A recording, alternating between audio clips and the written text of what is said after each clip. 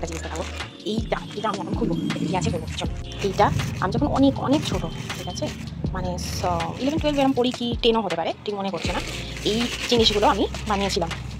আমাদের পাশে ফুচকা পাটি থাকতো, তার বোন এই উলের কাজ এরকম বানিয়েছিল, তার ছেলে মেয়েকে পরিয়েছিল। আমার খুব পছন্দ হয়েছিল এইরকম টুপি, ঠিক আছে, স্টাইলটা। এখন আমি ভুলে গেছি সত্যি কথা। এই যে এই টুপিটা, হ্যাঁ, এই টুপিটা বানিয়েছিল, ছেলেকে পরিয়েছে। আমি বলেছিলাম দিদি আমাকে একটু শিখিয়ে দেবে। তো যতদিন ছিল এখানে আমি এইটা তুলেছিলাম খুব কম টাইম। আর কোথায় রেখেছিলাম মনে নেই, তবে এই সবুজ প্লাস্টিকটা আমি ঢুকিয়েছি আমার মনে আছে, কিন্তু কোথায় রাখা আছে কাউকে দিয়ে দিয়েছি নাকি আমার খুব ইচ্ছা ছিল আমার যখন ছেলে মেয়ে হবে সে পড়বে।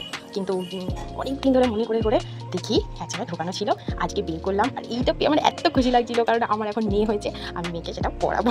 আবার এই দেখো ছোটো ছোটো মোজাও আছে। আমার তো খুব ভালো লাগছে, মানে এই দেখো কত জিনিস বানিয়েছে, হাতের জিনিসও বানানো ছিল।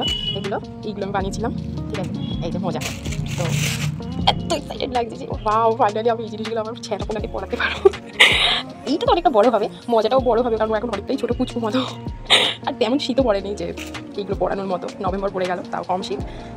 খুব ভালো লাগছে আমার।